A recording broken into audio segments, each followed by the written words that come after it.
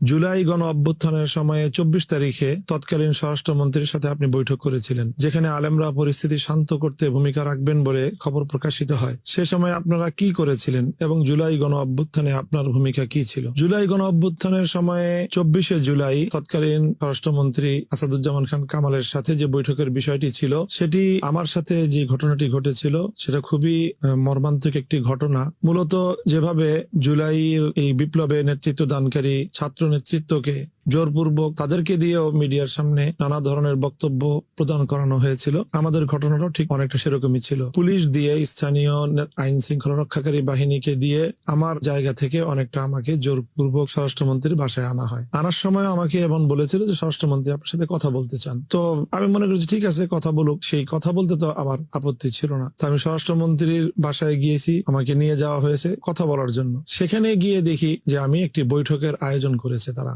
বৈঠকের আয়োজন এবং বৈঠকে উপস্থিত অন্যান্য যে সকল ব্যক্তিবর্গ, তারা অনেকেই চিহ্নিত, বিভিন্ন সময়ে তারা সরকারের আনুকূল্য ভোগী, এই জাতীয় ব্যক্তিবর্গকে আমি সেখানে দেখতে পাই। দেখেই আমি অস্বীকার করি যে আমি এভাবে স্বরাষ্ট্রমন্ত্রীর সাথে কোনোভাবেই আমি আমার অবস্থানকে জানান দেব না। উনি কিছু বলতে চাইলে বলবেন। তো সেই হিসাবে ওই বৈঠকের কোনো ছবিতে আমাকে স্বরাষ্ট্রমন্ত্রীর সাথে কেউ প্রমাণ দেখাতে পারবে না। এমনকি সেখানে বৈঠক হয়েছে, আমার কাছ থেকে কোনো মতামতও তারা পায়নি এবং আমি তাদের সপক্ষে কোনো কথা বলেছি, কোনো বক্তব্য দিয়েছি, তারও কোনো প্রমাণ নেই।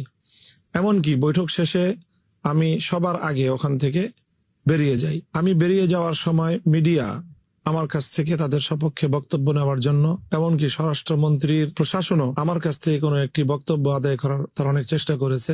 আমি কোনো ধরনের সেখানে কাল বিলম্ব না করে সোজা সেখান থেকে আমি সকল তাদের ভয়ভীতিকে উপেক্ষা করেই ওই মুহূর্তে সেখান থেকে আমি বেরিয়ে আসি। এরপরেও তারা কোনো কোনো মিডিয়ায় আমার নামকে হাইলাইট করে সেখানে তারা একটি আনুকূল্য লাভের, আলেম সমাজকে বিভ্রান্ত করার চেষ্টা করেছে। আমাকে তারা ব্যবহার করতে চেয়েছিল, কিন্তু আলহামদুলিল্লাহ আমার সাহসী ভূমিকার কারণে তারা সেটা করতে পারেনি। ইভেন আমাকে সহ স্বরাষ্ট্রমন্ত্রীর বৈঠকের কোনো ছবিও তারা গ্রহণ করতে পারেনি। জুলাই গণ অভ্যুত্থানে আমার ভূমিকা কি ছিল সেটা বিভিন্ন গণমাধ্যম, সামাজিক যোগাযোগ মাধ্যম তার সাক্ষী। আমরা সেখানে জীবন বাজি রেখে লড়াইতে মাঠে ছিলাম এবং বিশেষ করে হেফাজতে ইসলাম বাংলাদেশের পক্ষ থেকে একেবারে 5ই আগস্টের পূর্ব মুহূর্তে আন্দোলনের চূড়ান্ত সময়ে আমি ঘোষণা দিয়েছিলাম যে এরপরে যদি আর কোনো আমার সন্তান, কোনো ছাত্র, কাউকে যদি গুলি করে হত্যা করা হয়, তাহলে সেই লাশ নিয়ে আমি আর কবরস্থানে যাব না। আমি সেই লাশ কাঁধে নিয়ে আমি রাজপথে যাব, গণভবন মুখে আমরা যাত্রা করব।